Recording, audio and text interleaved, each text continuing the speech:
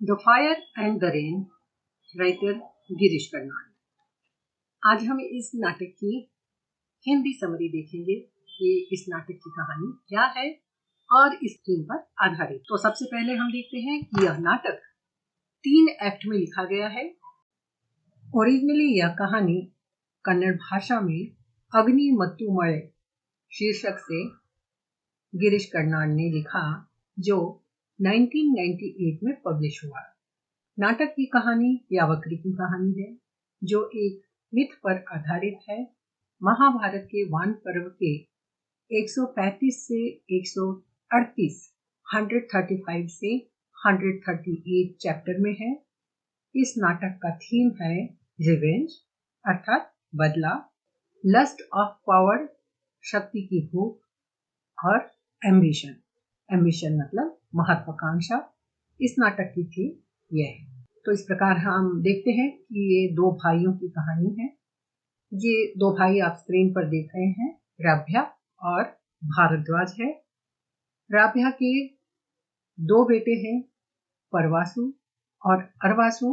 परवासु की पत्नी का नाम है विशाखा। अरवासु नीतिलाई नाम की एक आदिवासी लड़की से प्रेम करता है और राभ्या का भाई है भारद्वाज। उसका एक ही बेटा है जिसका नाम है यावकरी। तो यह कहानी इन्हीं पात्रों के इर्द गिर्द घूमती रहती है। आगे हम इस कहानी का सारांश देखेंगे और साथ ही साथ बिंदुवार स्क्रीन पर भी आप देख रहे हैं कि याद रखने के लिए आपको पॉइंट्स दिए गए हैं कि कैसे एक के बाद एक इन बिंदुओं को आप एक्सप्लेन करें तो कितनी अच्छी तरीके से आप अंग्रेजी में इसकी समरी लिख सकते हैं। तो अब हम कहानी की ओर आगे बढ़ते हैं, जो इस प्रकार है। और आगे आप देखेंगे कि इस वीडियो में आप अंत तक बने रहिए। हम जो ये टाइटल है the fire and the rain की सार्थकता या सही अर्थ में इसका मतलब क्या है, इस वीडियो के अंत में आप अच्छी तरह समझ जाएंगे। तो कहानी इस प्रकार शुरू होती है कि अरवासु को एक्टिंग में बहुत इंटरेस्ट होता है, लेकिन यह सब ब्राह्मण लोगों के लिए अच्छा नहीं माना जाता था। तो यह कहानी हम देख रहे हैं तब की है जब महाभारत का काल था। महाभारत के ही इन पात्रों के ऊपर यह नाटक लिखा गया है, लेकिन लेखक ने संदेश आज के समय में दिया है और उस मिथक कहानी के ऊपर आधारित पात्रों को लिया है। आगे है इस प्रकार कि इस नाटक में हमें एक अन्य नाटक भी देखने मिलेगा, मतलब the fire and the rain नाटक में दूसरा नाटक खेला जाएगा, जो ये कैरेक्टर एक नाटक खेलेंगे। जैसे आपने हैमलेट नाटक में भी देखा होगा, वैसा ही प्ले विद इन प्ले इसमें भी आप देखेंगे। तो नाटक के अंदर नाटक देखने का मौका इसमें हमें मिलेगा। तो आगे कहानी इस प्रकार है कि भारत में एक छोटा सा राज्य था जिसमें 10 साल से बारिश नहीं हुई थी। तो वहां का राजा बहुत परेशान था, क्योंकि जनता परेशान थी, खेती नहीं हो पा रही थी, जानवर मनुष्य सभी राजा की परेशानी का कारण थे। राजा स्वयं नहीं समझ पा रहा था कि क्या करे, इस परेशानी इस प्रॉब्लम का कैसे वह सोल्यूशन निकाले, कैसे सॉल्व करे। और एक दिन वह डिसाइड करता है कि फायर सैक्रिफाइस करेगा, जिसके लिए 7 वर्षों तक अग्नि यज्ञ रखा जाएगा, जिसमें 7 सालों तक हवन किया जाएगा, जिससे वर्षा के देवता इंद्र खुश हो जाएं और खुश होके वे इस धरती पर बारिश करें। हवन के लिए एक पंडित की जरूरत होती है जो 7 साल तक यज्ञ हवन पूजा करे। इसके लिए जो गांव के राजा होते हैं वह रभ्या के बेटे परवासु को चुनते हैं, जबकि रभ्या और भारद्वाज अधिक नॉलेज लोग थे, अधिक एक्सपीरियंस था उनके पास, और जैसे कि उम्र उनकी ज्यादा थी तो ज्ञान ज्यादा था, और उस ज्ञान के अतिरिक्त अनुभव का ज्ञान, एक्सपीरियंस का ज्ञान था। लेकिन फिर भी जो राजा है वह परवासु को चुनता है, और परवासु को चुनने के कारण इस नाटक में हम देखते हैं कि कई लोगों को तकलीफ होती है कि वे योग्य व्यक्तियों को न चुनकर परवासु को चुना। लेकिन जिस राजा ने यह निर्णय लिया था उसके पीछे भी कुछ तथ्य हो सकता है कि क्यों उसने बूढ़े या उम्र दराज रभ्या या भारद्वाज को न चुनकर उसके बेटे को चुना। रभ्या खुश तो बहुत होता है कि उसका बेटा परवासु इस यज्ञ के लिए चुना गया, लेकिन रभ्या स्वयं बहुत महत्वाकांक्षी या एम्बिशियस होता है, वह यह कार्य स्वयं करना चाहता था। तो दूसरी तरफ भारद्वाज का बेटा यावक्री चाहता था कि उसके पिता भारद्वाज को यह कार्य सौंपा जाना चाहिए, क्योंकि वे अधिक योग्य व्यक्ति हैं। और इसी गुस्से में यावक्री तपस्या करने के लिए जंगल में चला जाता है। भगवान इंद्र की घोर तपस्या करता है और भगवान इंद्र प्रसन्न होकर उससे पूछते हैं कि मांगो, तुम क्या चाहते हो, मैं तुमसे बहुत प्रसन्न हूँ। यावक्री इंद्र से कहता है कि मुझे ब्रह्मांड का ज्ञान चाहिए। इंद्र उसे समझाते हैं कि तुम बहुत बड़ी चीज मांग रहे हो, इसके लिए इतना तप काफी नहीं है। तुम शॉर्टकट अपनाना चाहते हो, शॉर्टकट से प्राप्त ज्ञान या नॉलेज तुम्हें वह नहीं दे पाएगा जो तुम चाहते हो। लेकिन यावक्री नहीं मानता है, तो इंद्र को ब्रह्मांड का ज्ञान उसे देना ही पड़ता है, क्योंकि इंद्र ने उसे वर मांगने के लिए कहा था। लेकिन एक बात याद रखना चाहिए कि बिना तपस्या मेहनत की मिली हुई चीज, कोई भी चीज क्यों न हो, जहर के समान होती है, पॉइजन के समान होती है। और यही यावक्री के साथ भी होता है, जो हम आगे देखेंगे। परवासु यज्ञ में व्यस्त हो जाता है, बिजी हो जाता है। दूसरी तरफ यावक्री तपस्या पूरी करके ब्रह्मांड का ज्ञान प्राप्त कर लेता है। एक दिन अरुवासु नीतिलाई से बातें करता है, तो वह बताती है कि नीतिलाई के माता पिता और गांव के मुखिया अरुवासु से सनसेट या सूर्य डूबने से पहले ही मिलना चाहते हैं, जिससे दोनों की शादी तय की जा सके। नीतिलाई और अरवासु की मुलाकात भारद्वाज के द्वारपाल अंधक से होती है। अंधक बताता है कि बहुत जल्दी ही यावक्री तपस्या पूरी करके वापस आने वाला है।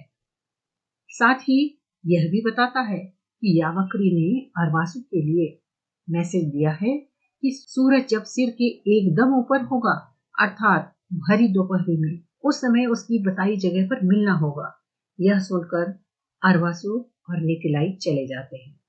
तो यहाँ यह बताने योग्य बात है कि नीतिलाई एक आदिवासी लड़की है और अरवासु एक ब्राह्मण का पुत्र है, और वह उससे प्रेम करता है। दोनों एक दूसरे से प्रेम करते हैं, शादी भी करना चाहते हैं। और अरवासु को नीतिलाई के माता पिता के अनुसार दी हुई शर्त पूरी करना होती है। उसे सूर्यास्त से पहले उन्हें मिलना होता है। आगे हम देखते हैं कि अरवासु और नीतिलाई के साथ क्या होता है। आगे हम देखते हैं कि रभ्या के आश्रम के बाहर यावक्री विशाखा को देखता है। विशाखा तो रभ्या के बेटे परवासु की पत्नी है और रभ्या की बहू भी है। पहले यावक्री और विशाखा एक दूसरे से प्रेम करते थे। अब ईर्ष्यावश यावक्री एक जाल बुनता है, क्योंकि वह चाहता है कि पूजा में बैठने का चांस उसके पिता को मिलना था, जो परवासु को मिल गया। परवासु से भी जलन होती है, इसलिए वह जाल बिछाकर विशाखा को अपने जाल में फंसाने की चाल चलता है। इसके लिए यावक्री पुराने प्रेम का वास्ता देकर विशाखा को फंसाता है कि मैं अब भी तुमसे वैसा ही प्यार करता हूँ जैसे पहले था। इस तरह विशाखा उसकी मीठी मीठी बातों से उसके जाल में फंस जाती है और उससे बताती है कि वह भी परवासु के साथ शादी से खुश नहीं है। पति के साथ 1 साल तक खुश थी, लेकिन अब तो वह तपस्या में बिजी हो गया है और उसका पुराना प्रेम जाग जाता है। तभी दोनों एक पेड़ के पीछे जाकर सेक्सुअली इन्वॉल्व हो जाते हैं। विशाखा इस जगह पर घड़ा में पानी भरने आती है, लेकिन पानी का घड़ा वहीं छोड़कर यावक्री के साथ पेड़ के पीछे प्रेम क्रीड़ा में लग जाती है।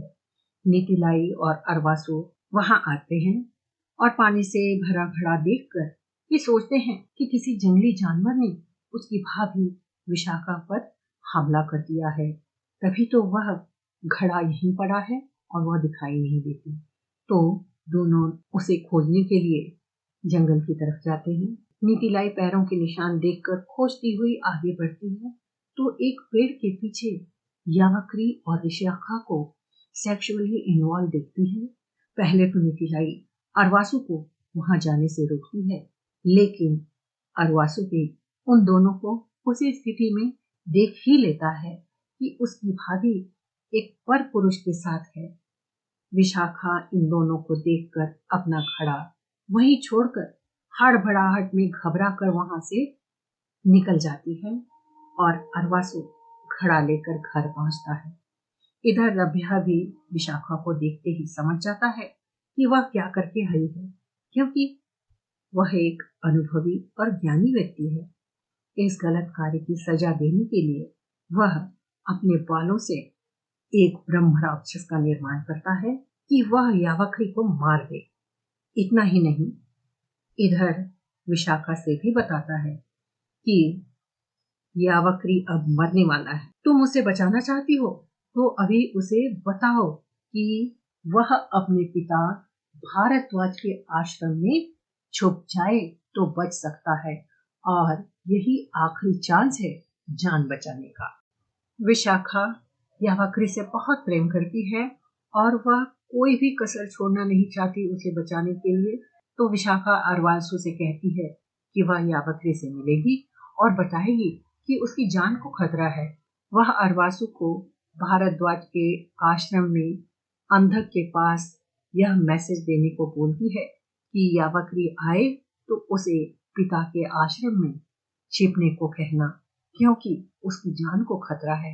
और दूसरी तरफ वह स्वयं यावक्री से मिलने जाती है एक जगह जहां उसे लगता है कि यावक्री वहां उसे मिलेगा ही, और यावक्री विशाखा को मिल भी जाता है।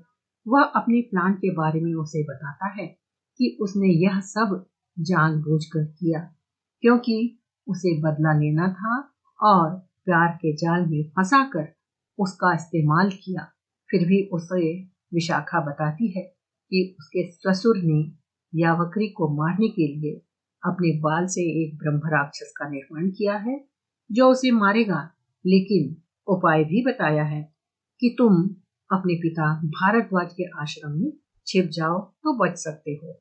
लेकिन यावक्री विशाखा की बात नहीं मानता, पिता के आश्रम में नहीं जाएगा और उससे कहता है कि मैं खुद ही बहुत पावरफुल हूँ। मेरे कमंडल में जब तक पानी है कोई मेरा कुछ भी बिगाड़ नहीं सकता, बल्कि मैं ही ब्रह्म राक्षस बना सकता हूँ जो उसे मार डालेगा। इधर विशाखा को बहुत बुरा लगता है, अपमान लगता है कि मेरे सच्चे प्रेम के बदले में यावक्री ने मेरा इस्तेमाल किया। गुस्से में आकर वह यावक्री के कमंडल का पानी उलट देती है तो यावक्री दौड़ के आश्रम की ओर भागता है, लेकिन गीला हो जाने के कारण उसका जो द्वारपाल अंधक होता है वह उसे पहचान नहीं पाता और उसे आश्रम में, अपने पिता के आश्रम में घुसने नहीं देता। तभी रभ्या का बनाया हुआ ब्रह्म राक्षस वहां आता है और यावक्री को मार डालता। इधर भारद्वाज को जब पता लगता है कि उसके बेटे यावक्री को ब्रह्म राक्षस ने मारा है और यह ब्रह्म राक्षस रभ्या ने मेरे बेटों को मारने के लिए क्रिएट किया था, तो भारद्वाज रभ्या को श्राप देता है कि वह अपने बेटे के हाथों ही मारा जाएगा। भारद्वाज रभ्या को श्राप देकर अपने आप को अग्नि में समर्पित कर देता है। इन सब झमेलों में अरवासु नीतिलाई के माता पिता से मिलने सूर्यास्त से पहले नहीं पहुंच पाता। इतना सब होते होते ही सनसेट हो जाता है और नीतिलाई की शादी किसी और से तय भी हो जाती है और उसकी शादी भी उसी से हो जाती है, अर्थात अरवासु और नीतिलाई की शादी नहीं हो पाती। अरवासु दुखी हो जाता है तो देखता है कि उसका भाई अग्नि यज्ञ को छोड़कर यहाँ आ गया है और परवासु और विशाखा की बातचीत सुनता है। विशाखा और परवासु की बातचीत इस प्रकार है कि विशाखा अपनी गलती को छुपाने के लिए, कौन सी गलती, जो वह यावक्री और विशाखा दोनों जंगल में जिस स्थिति में थे उसको छुपाने के लिए वह अपने पति को अपने ससुर के बारे में ही गलत गलत बताती है और वो बोलती है कि अपने ससुर पर दोषारोपण करती है। ससुर रभ्या के बारे में पति परवासु को बताती है कि तुम यहाँ नहीं रहते और तब तुम्हारे पिता मुझ पर बुरी नजर रखते हैं। यह सारी बातें सुनकर परवासु बहुत गुस्सा होता है और अपने गुस्से के कारण घर के बाहर उसे कोई आवाज सुनाई देती है। घर के बाहर जंगल झाड़ियों में ऐसा लगता है कि कोई जंगल जानवर है।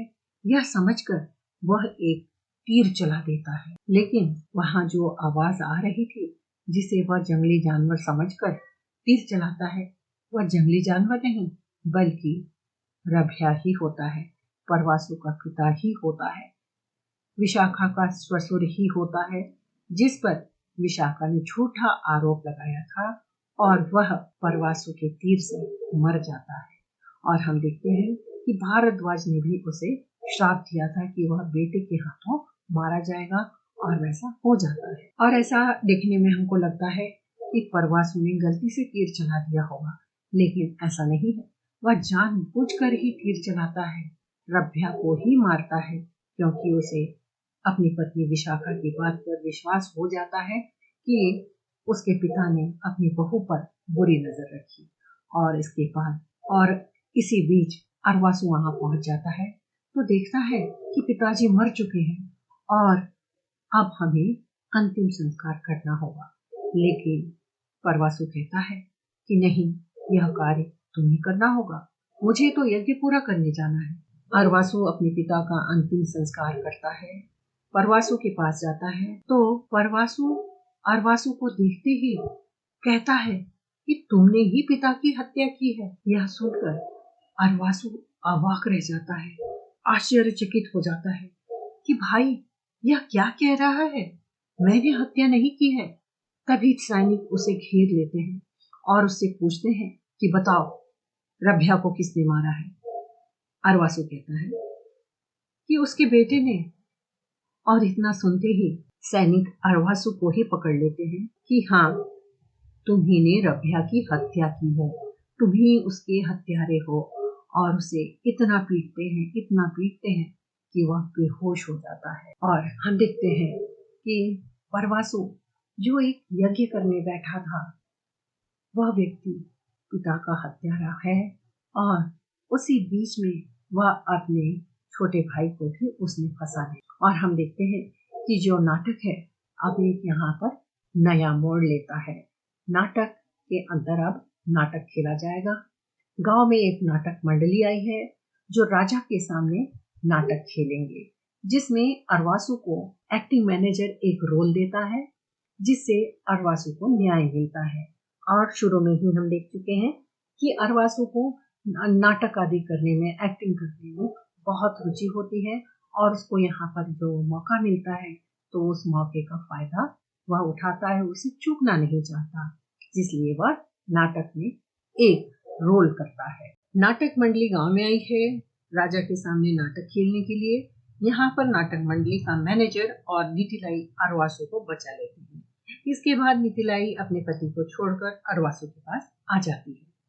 तो हम देखते हैं कि एक्टर मैनेजर जो है वो और नीतिलाई चर्चा करते हैं कि अरवासु के साथ अन्याय हुआ है। तब एक्टर मैनेजर को नाटक खेलने का एक प्लॉट मिल जाता है और वह डिसाइड करता है कि अरवासु को नाटक के माध्यम से न्याय दिलाएंगे। एक्टर मैनेजर के नाटक की कहानी में भगवान इंद्र की कहानी है। लॉर्ड इंद्र के दो भाई हैं, विश्वरूपा और वृंता। ये जिस घराने से आते हैं उनमें विश्वरूपा क्षत्रिय है और वृंता जो है वो डिमोन है। डिमोन मतलब राक्षस कुल से है। इंद्र ब्राह्मण कुल के हैं। विश्वरूपा और वृंता दोनों बहुत मिलजुल कर रहते हैं। इंद्र सोचते हैं कि ये दोनों के साथ में रहने से इंद्र का साम्राज्य खतरे में है, इसलिए इंद्र दोनों को अलग करने के लिए एक योजना बनाते हैं और इसके लिए वह विश्वरूपा को अपने पिता के यज्ञ में बुलाते हैं। उन्हें अलग करने के लिए विश्वरूपा को अंदर बुलाते हैं, लेकिन वृत्ता को अंदर आने से मना कर देते हैं। विश्वरूपा को अंदर ले जाकर यज्ञ की अग्नि में डालकर मार दिया जाता है। वृत्ता को यह पता चलता है तो उसे बहुत गुस्सा आती है। यह देखकर परवासु, नाटक में यह सब होता देखकर परवासु को रियलाइज होता है कि उसने अपने भाई अरवासु के साथ गलत किया है। प्रायश्चित में परवासु अपनी आंख को आग में डाल देता है, जिसे देखकर अरवासु दुखी हो जाता है कि परवासु मर गया। अब मेरा इनोसेंस कौन बताएगा? मेरा भाई ही जानता था कि मैंने हत्या नहीं की है और अब वह भी मर गया, तो मैं हत्यारा नहीं हूँ, यह कौन बताएगा? और जो राक्षसी मुखौटा अरवासु ने लगाया था वह उस पर हावी हो जाता है, चारों तरफ आग लगाने लगता है। तब मिथिलाई उसे समझाती है कि बदला आग के समान फैलता है, उससे तुम्हें कुछ नहीं मिलेगा। तुम्हारे पिता और भाई ने भी यही किया, उन्हें क्या मिला? मिथिलाई अरवासु को समझा रही होती है, तो इन दोनों को बातें करते देखकर उसका पति और मिथिलाई के भाई को बहुत गुस्सा आता है और गुस्से में आकर मिथिलाई को दोनों मार डालते हैं, क्योंकि मिथिलाई अपने पति को छोड़ देती है। अरवासु की गोद में मिथिलाई की डेड बॉडी होती है। वह बहुत दुखी है, रो रहा है। तभी इंद्र भगवान वहां प्रकट होते हैं और कहते हैं, अरवासु, मैं तुम्हारे परफॉर्मेंस से बहुत खुश हूँ। तुम वरदान मांग सकते हो, मैं जरूर पूरा करूंगा। तुम्हारे पास वरदान में 2 ही ऑप्शन है। पहला यह कि रभ्या ने जो ब्रह्म राक्षस क्रिएट किया है उसका अंत, या मिथिलाई को जीवित करना चाहते हो? बोलो, दोनों में से क्या चाहते हो? अरवासु पहले तो मिथिलाई को जीवित कराने के बारे में सोचता है, फिर उसे दूसरा विचार आता है कि अगर मिथिलाई को जीवन मिला तो यह मुझे और मिथिलाई को ही सुखकर होगा। केवल हम 2 ही खुश हो सकते हैं, लेकिन ब्रह्म राक्षस तो सभी के लिए घातक है, इसे ही खत्म करना होगा। और इंद्र से ब्रह्म राक्षस की मुक्ति चाहता है, कहता है कि ब्रह्म राक्षस का अंत होना चाहिए। अरवासु की इस बात से इंद्र बहुत खुश होते हैं कि अरे, अरवासु ने व्यक्तिगत स्वार्थ को त्याग कर सभी के बारे में सोचा और उसके साथ जो बुरा हुआ उसको माफ कर दिया। यह सब देखकर इंद्र बहुत खुश होते हैं और उनके खुश होने से जोरदार बारिश होकर पूरी धरती गीली हो जाती है और यहाँ यह नाटक पूरा हो जाता है। और अब हम इस नाटक का टाइटल देखते हैं कि वह कैसे सार्थक है, कैसे सुटेबल है। कहानी की जो घटनाएं हैं वो इस टाइटल को कैसे मैच कर। पूरे नाटक में हमने देखा कि यावकरी, भारद्वाज सभी गुस्से की और बदले की आग में जल रहे हैं। रभ्या यावकरी से बदला लेने के लिए ब्रह्म राक्षस बनाता है। यावकरी विशाखा का इस्तेमाल करता है। परवासु जो यज्ञ कर रहा है वह जानता है कि भलाई के लिए नहीं, वह अपने स्टेटस के लिए यह यज्ञ कर रहा है। अपने पिता की हत्या करता है और अपने भाई पर दोष डाल देता है।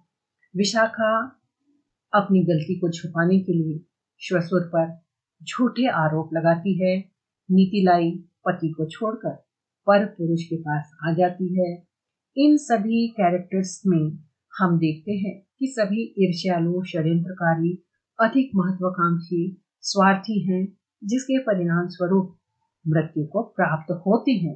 और यही द फायर है, अर्थात सब के सब किसी न किसी भावना से जल रहे हैं। यावकरी जो इतनी कठिन तपस्या करता है और इतना सब करके भी वह ब्रह्मांड का ज्ञान मांगने की जगह वर्षा मांग सकता था, जिससे सबका भला हो, लेकिन अपना स्वार्थ पूरा करता है। बिना गुरु के चरण में प्राप्त किया गया ज्ञान किसी काम का नहीं होता। इतना वर प्राप्त करके भी मर ही जाता है। सिर्फ अरवासु ही इस नाटक में एक ऐसा पात्र है जो किसी के साथ बुरा नहीं करता, नहीं बुरा सोचता है और अंत में भी ब्रह्म राक्षस का अंत मांगता है, जबकि उसकी मरी हुई प्रेयसी प्रेमिका उसकी गोद में है। उसके प्राण मांगने की जगह ब्रह्म राक्षस का अंत मांगता है। इसका साफ मतलब है कि भगवान इंद्र को खुश करने के लिए किसी यज्ञ, तपस्या, षड्यंत्र आदि की जरूरत नहीं है, बल्कि एक पवित्र मन रखने की आवश्यकता है। क्षमाशील होने की जरूरत है।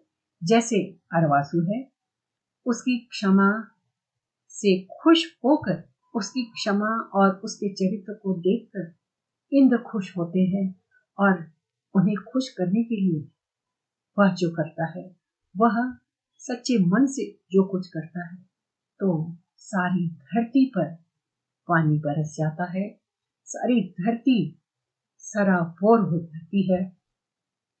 The fire represents revenge and the rain represents क्षमा, अच्छाई, दूसरों की भलाई। और इस प्रकार हम देखते हैं कि the fire and the rain नाटक की हिंदी समरी पूरी होती है। अगर आप लोग चाहते हैं कि आपको अंग्रेजी में इसकी शॉर्ट समरी उपलब्ध कराई जाए तो कमेंट में जरूर लिखिए। हम कोशिश करेंगे आपको इसकी समरी मिल जाए। धन्यवाद।